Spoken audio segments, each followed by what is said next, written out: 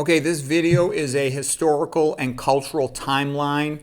If you care at all about history, music, and culture, you should hit the print screen button on your computer keyboard because you want to keep this. This is valuable information and it'll give you a framework to understand tons of things about history as well as culture, painting, music, and whatnot.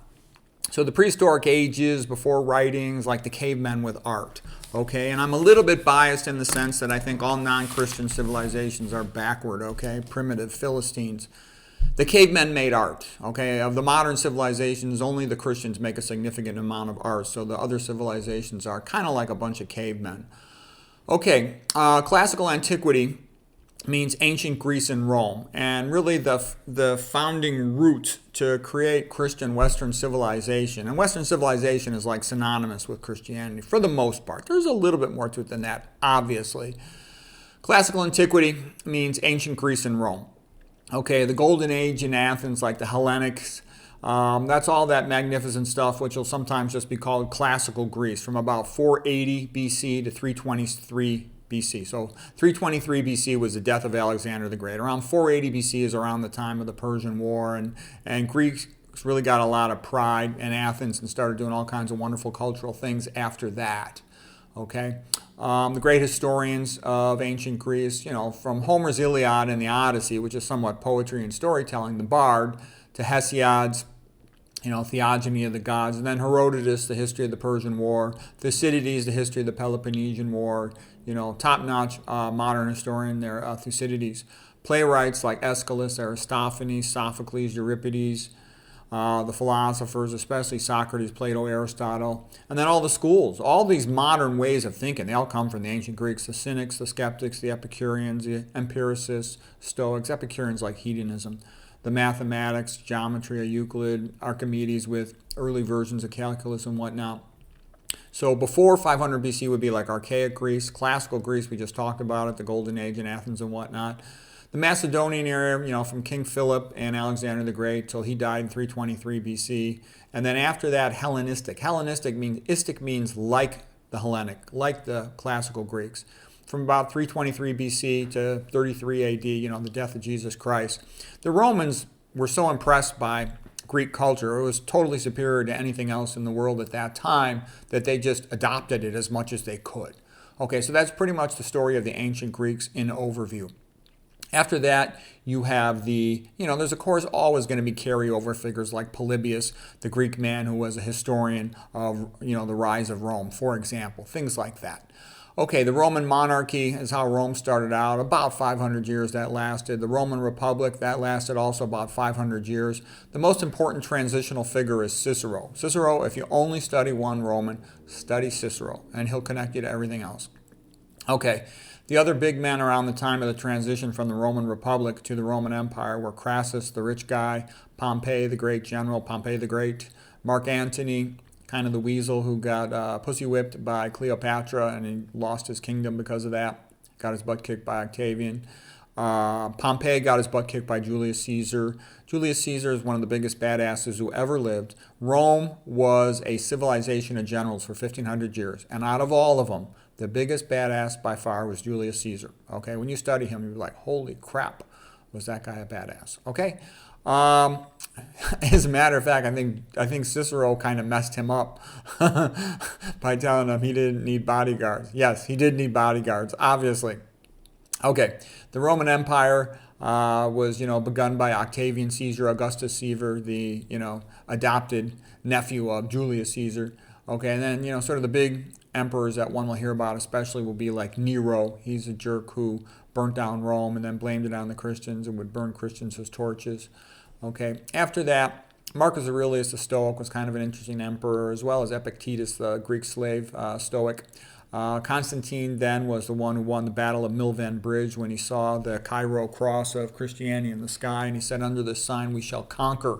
Okay, and after that, Christianity became official. It was already widespread in the Roman Empire, but it became officially sanctioned under Constantine. And then, relatively quickly, they sort of standardized Christianity, established its religious orders, organized church, and also worked towards consolidating the Bible. Okay, the Catholic Church coexisted with paganism for about 500 years, from about 33 AD to 533 AD. Okay, and it's very syncretic, meaning that it adopts the best of whatever it encounters, and that's a good thing. And it's very flexible. Having coexisted with paganism for 500 years, it's flexible. It's not a self-righteous pain in the ass like so many religions are.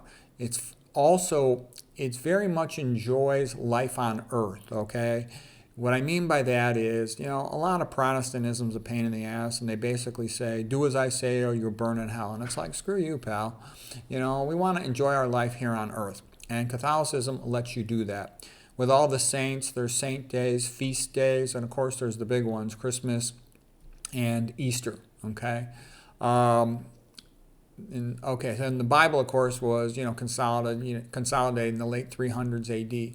Okay, then after the fall of Rome around 476 AD, we move into the Middle Ages. There's the early Middle Ages, and those are described as being 476 AD, fall of Rome, to the Battle of Hastings in 1066 AD. The Battle of Hastings was the Norman-French conquest. William of Normandy, William the Conqueror, conquered England, so he's basically French, and that was the French aristocracy imposition upon England. That's why you got so many French words in the English language. Okay, but a lot of stuff happened in the Middle Age that the Catholic Church is not given credit for. The Catholic Church all along maintained civilization. No one else gave a rat's ass about ancient Greeks and Romans, but it was the Catholic monks, especially the Irish Catholic monks, that maintained all the books they could of the ancient Greeks and Romans, as well, of course, as the copies of the Bible and religious writings.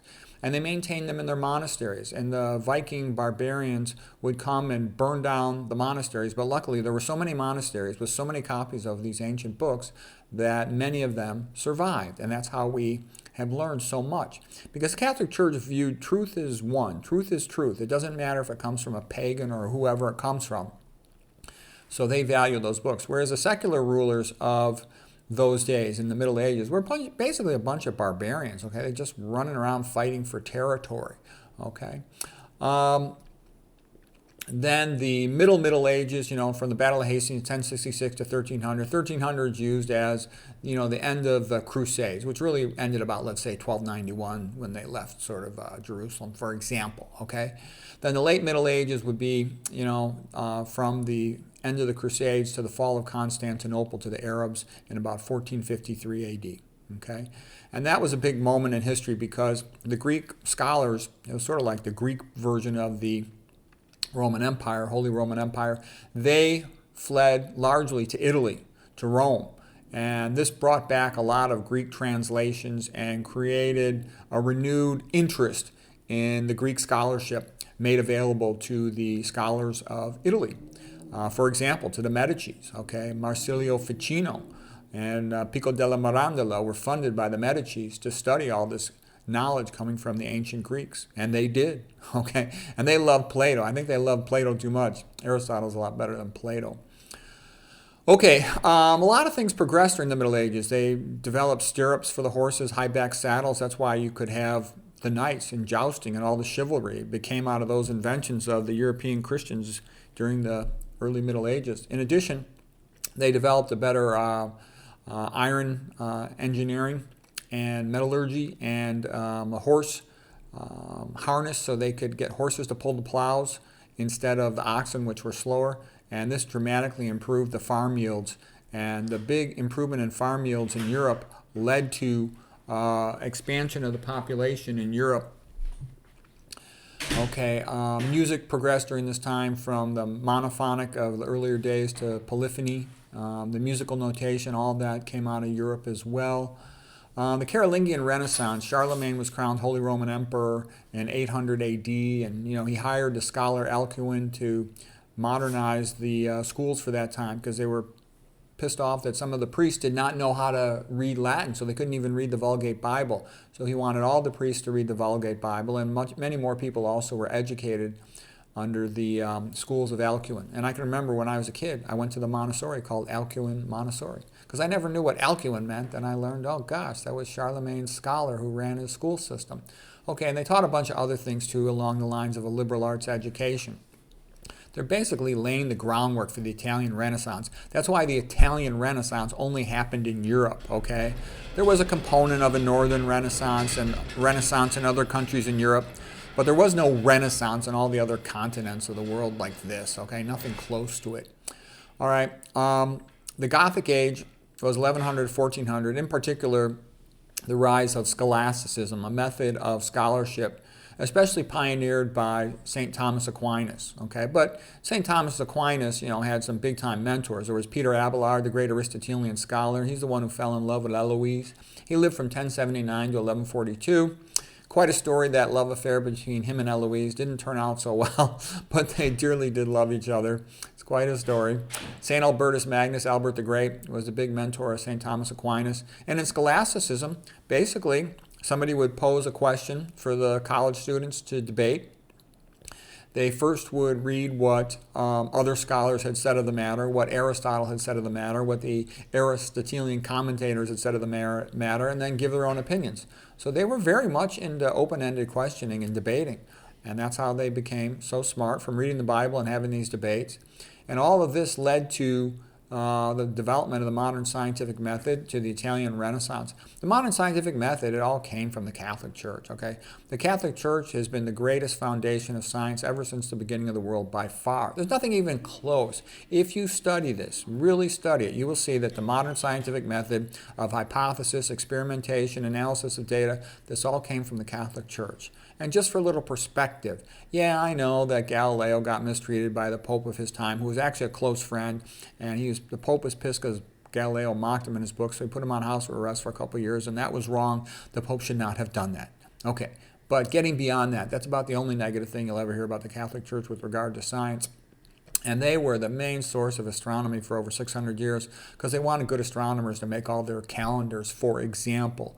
And you will find, if you look up the data, tons, just hundreds of these Catholic scientists and scholars that did all the foundational work in what we would consider modern science, from astronomy to chemistry to physics, you name it. That's where it came from.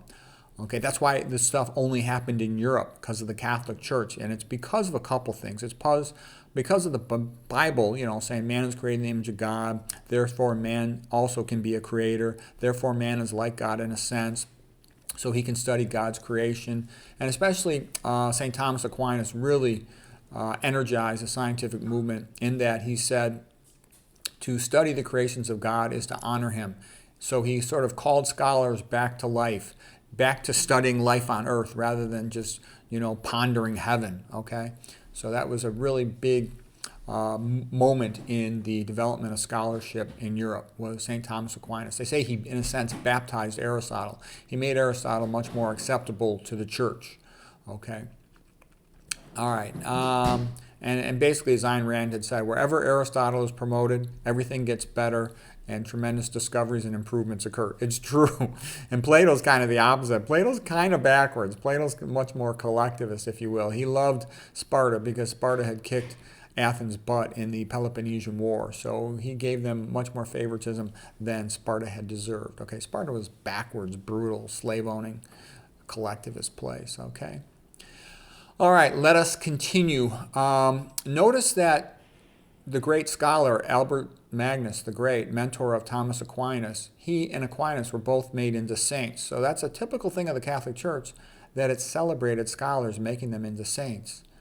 St. Albert the Great, St. Thomas Aquinas, St. Augustine, and a whole bunch of other ones. Okay. Early Italian Renaissance was like Petrarch, the Italian poet, scholar, rediscovery of Cicero's letters, the early paintings like Giotto's paintings. Middle Italian Renaissance is now you're moving into the 1400s. You got paintings like Masaccio in the Brancacci Chapel, and that sort of led then to the higher level with the Medicis in Florence, the Medicis Cosimo, and then Lorenzo the Great funding Sandro Botticelli, Marsilio Ficino, Pico della Mirandola, okay, Domenico Ghirlandaio, all these great Italian names. Okay, and they really over-celebrated Plato, but still. And they were still very Christian. People say, oh, the Italian Renaissance was just Greek and Roman. No, are you kidding me? Savonarola came around in the late 1400s in Florence, Italy, okay? And there were a lot of people who who were, big fans of Savonarola, like Sandro Botticelli, like Michelangelo, for example, okay? Sandro Botticelli even destroyed some of his paintings. He was so inspired by the Savonarola speech, Bonfire of the Vanities, which was freaking stupid. And any time it's been said, I like this quote by Bishop Barron, a movement is gone bad, it's no good when it starts to destroy beautiful things. Yeah, I think Savonarola was a pain in the ass. I don't like him, actually. The other magnificent painter, the best one of the 1400s outside of Sandro Botticelli, was Roger van der Weyden. Take a look at his painting, Descent from the Cross. It's magnificent. It's got a bunch of other great paintings as well. Okay, then we move into the High Italian Renaissance, led by Pope Julius, the great warrior pope, my favorite pope. Yeah, he had a mistress and he had kids and he had syphilis. Good. I think all the priests should be married, okay? Then they'll know a lot more about real life, and then you get noble masculinity with heterosexual men rather than the frickin' creep show we have now with pedophiles and all this other crap. Current pope is the Antichrist. And the church has been infiltrated by communists, and it's the organized churches, and it's like, in disrepair. It's a disaster. But getting back to the High Italian Renaissance, the high water mark would be Raphael's painting The School of Athens. Michelangelo did so many magnificent things. Of course, the high mark would be the painting of the Sistine Chapel, but he did a lot more than that. The sculpture Pietà, for example. Okay, Protestant Reformation really can be dated to 1517 when Martin Luther pinned his 95 Theses on the wall of the cathedral door in Wittenberg, the door. Okay, this led to the breakup of Christendom. It was a disaster. Martin Luther was protected by the princes of Germany who wanted the tax money coming to them rather than sent off to Rome in tithes. And he basically turned his back on the peasants of Germany who were slaughtered. Many thousands of them. Okay, it's a freaking disaster. Then a whole bunch of wars followed because of that. It was basically the breakup of Christendom, and this led to the secularization of Christianity. Protestant sects tend to just keep on breaking apart, whereas the Catholic Church is still intact, going back to Christ. It's the only Christian religion that was founded directly in contact with God, rather than based on some man. Lutheranism is founded by Luther. Calvinism is founded by Calvin, okay? Mormonism by Joseph Smith. Don't get me wrong, I like Christians from all those different things, and a lot of them have done very good things, but I'm still saying is if you really study history and you really study the Catholic religion, the Christian religion, you'll end up becoming a Catholic, and you'll hate the modern Pope, okay? All right, what else? Last Judgment painting of Michelangelo was sort of like one of the landmark events in the Catholic Counter-Reformation in 1541.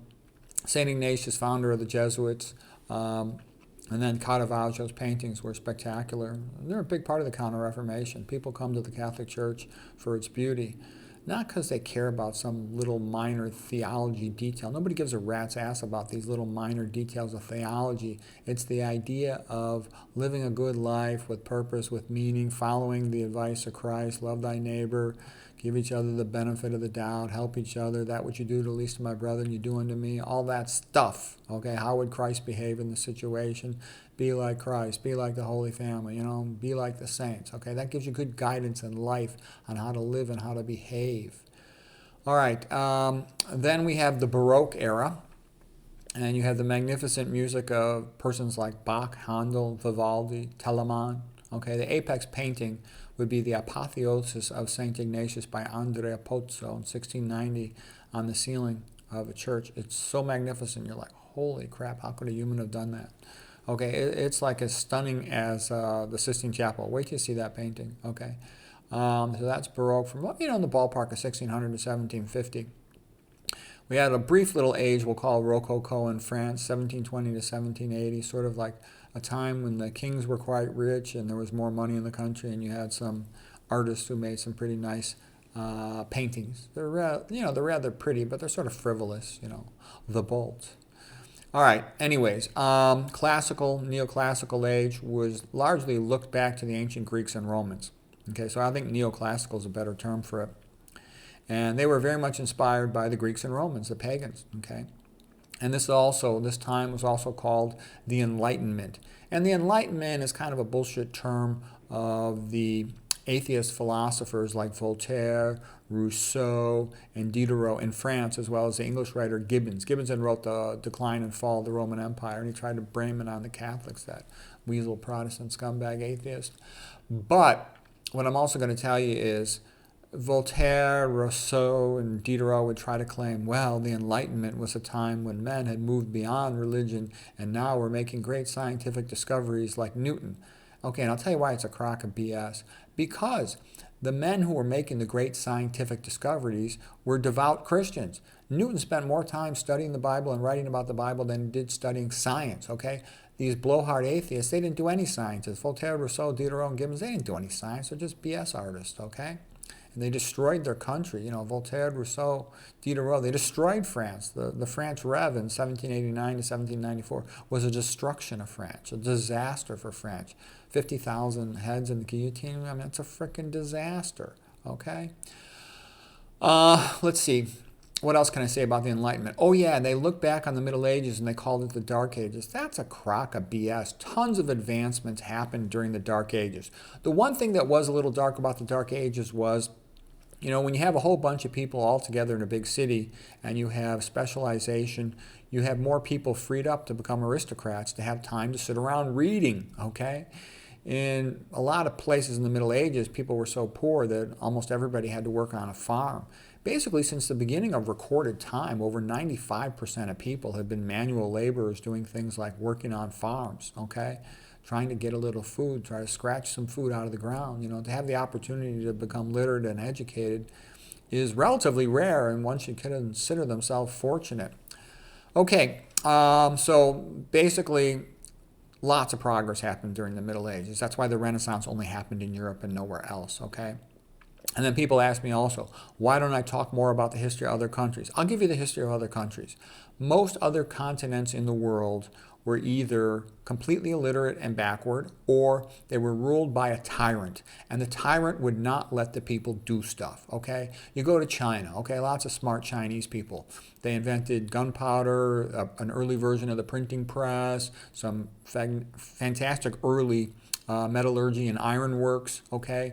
And they had a sailor named Cheng Ho who made boats that could sail the ocean. But what happened? The Mandarins said, no, no, no, no, no, you can't have this. They would take it away from them and destroy it, okay? So the Chinese could never develop anything, all right? That's why they didn't develop anything, okay? Almost anything, okay? A little bit came from these other places, not much, okay? They're still backward, okay? They still had cannibalism going at least into the 1500s, all right? And then you go around, there was cannibalism in Africa, you know, in the early 1900s, okay? There was cannibalism all kinds of places in South America, cannibalism in, you know, those islands all around Australia. Okay, that's backward, okay? While in Europe, they're doing all this advanced stuff. And what's the big reason? It's because of Christianity. When you've got Christianity and you say, I want to study the things in this world as a way to honor God, you become interested in studying and reading. In India, for example, they have something called Maya, that the world is unknowable. So they're doing crazy shit like burning the widows, okay, and having human sacrifices. And if you think the world's unknowable, you know, Hinduism's like atheism. Buddhism is atheism. These are not God. Buddha, Confucius, they're not gods, okay? They're people. They're philosophies, okay? That's nice, but they couldn't stand up to tyrannical rulers. And of course, Britain was kicking India's ass for a long time. But then, you know, the Christian missionaries are the ones that really sort of brought civilization to India and modernized them. You know, as Dinesh D'Souza said, thank God those Christian missionaries came to India. He's a Christian, okay? That really made things better for them. But that's why they didn't do much science, because if you believe in this concept of Maya, that the world's unknowable, then why the heck study? Whereas Christianity and Thomas Aquinas saying, look, man is created in the image of God, therefore he can be a creator like God. Because he is like God, he can understand God's creation, nowhere near as smart, but smart enough to study God's creation, and it honors God that we study his creation. All of these guys, if you go to these early geniuses like Johannes Kepler, when he figured out that you don't need epicycles, that planetary orbits are elliptical, he said, I am merely following after God in his own thoughts, okay? Isaac Newton, every discovery of mine is made in an answer to a prayer. Michelangelo, everything I create is out of love for God. Bach, every composition is to the glory of God. Okay, the greatest, most creative, smartest people that ever lived on this planet devoted their lives to God. So if you want to be creative and intelligent, it's a smart thing to do. Okay, continuing on with this historical timeline. Okay, so that's pretty much the Enlightenment. The Enlightenment, you know, neoclassical age did have some magnificent composers, largely quite religious, like Beethoven, Schubert, Mozart, Haydn. Okay, the Enlightenment especially looked back to the ancient Greeks and Romans as the models of reason, this paganism. But reason alone doesn't work. If man is only smart and has good reason, he's still brutal and vicious. And that's the problem with paganism. And if you study, you will see, unfortunately, a lot of bad brutality and viciousness amongst the ancient Greeks and the ancient Romans. Okay? Man can't get rid of that without Christianity. And of course, even with Christianity, he's not perfect, and a lot of rulers have co-opted it and abused it and done bad things. But still, it's a million times better than the alternative of atheistic Darwinism, which is ruling much of the world today. Okay, continuing on. Another thing about the Enlightenment was that Scotland was pound for pound on a per capita basis. Scotland was the most productive place in the whole frickin' world. Now, I know that sounds like an exaggeration, but it's not. That little tiny country of about 5 million people was like the modern Athens of the Enlightenment. Don't take my word for it. Look it up yourself if you don't believe me.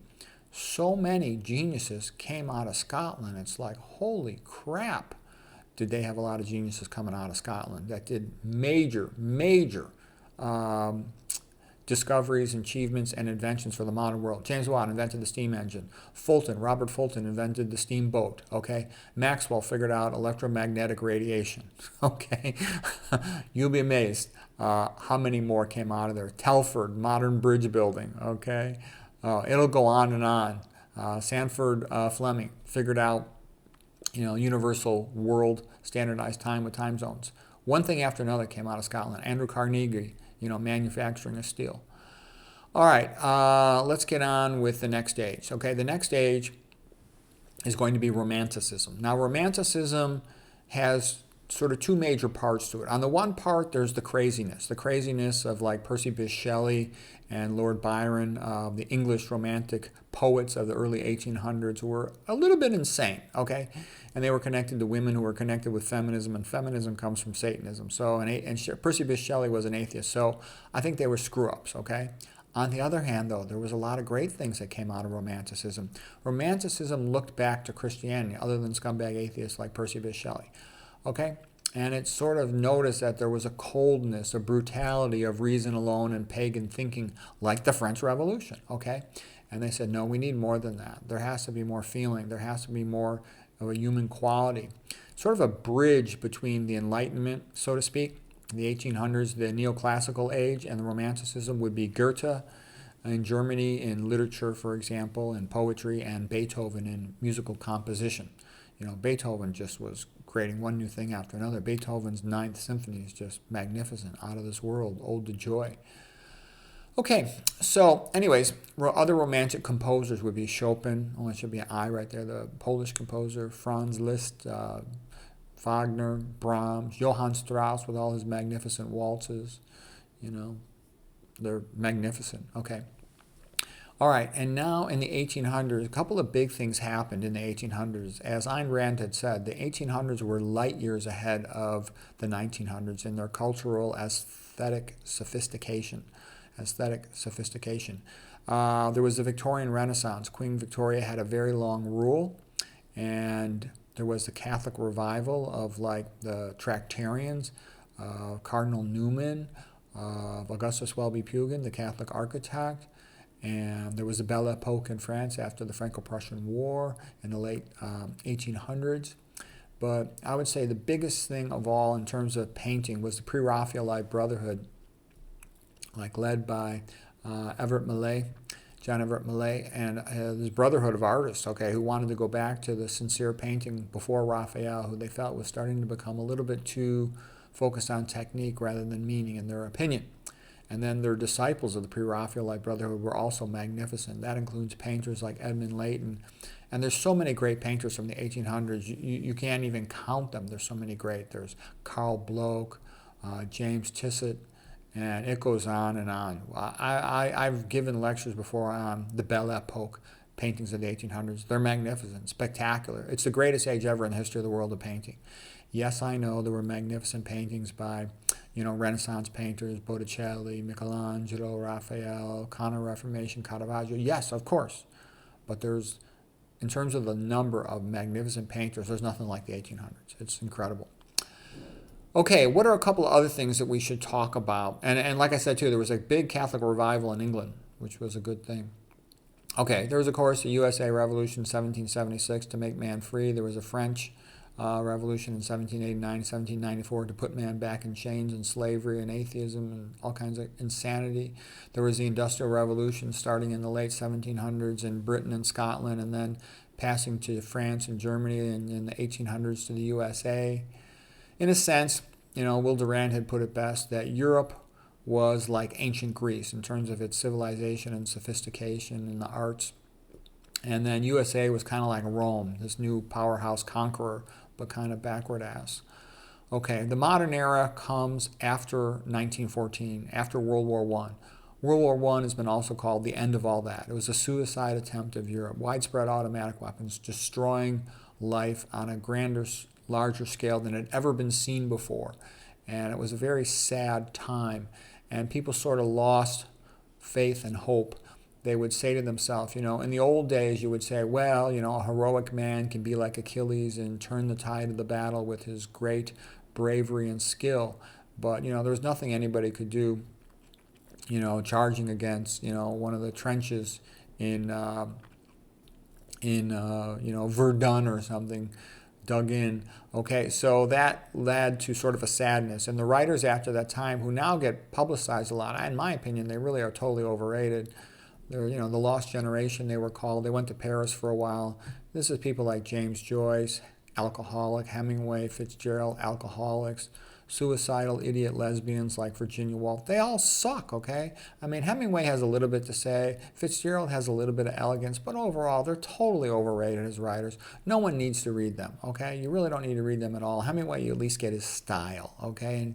And deep down, he was a Catholic, but, he was a major. I liked Hemingway because he was so brave and heroic. I liked him. And he had head trauma, so he kind of messed himself up. So he was the best of them, Hemingway, by far.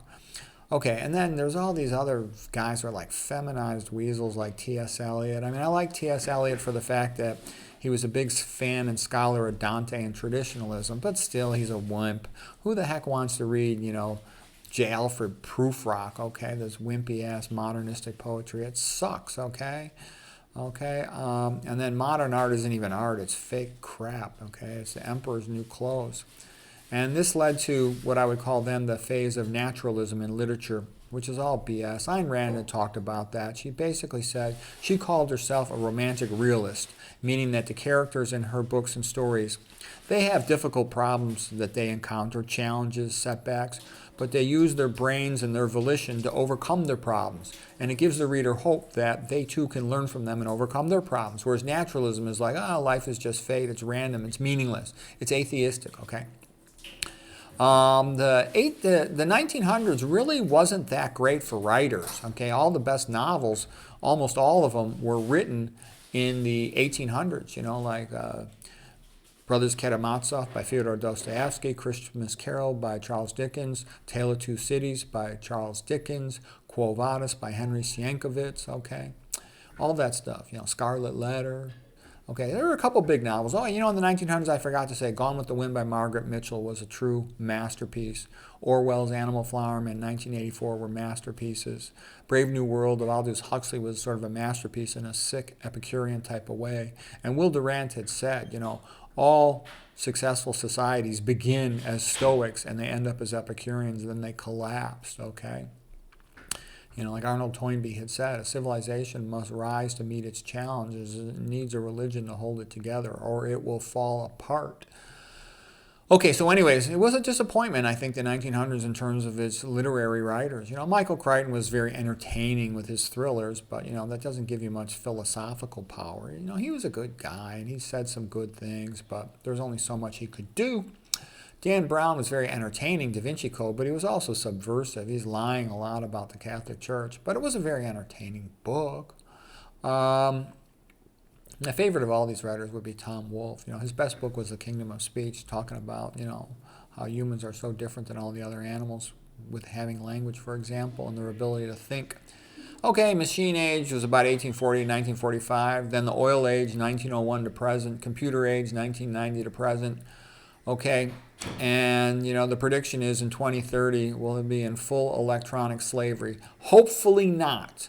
Let us take pride in all these great achievements, and let us hopefully, you know, bring back religion and educate the young about the Bible and try to have freedom, prosperity, and peace for everyone. I hope it's helpful. But anyways, this framework of history and culture will enable you to put things into their time slots and make it easier to keep track of them and relate them to other similar things so you can make sense of the whole collection. Anyways, I hope you found this video helpful.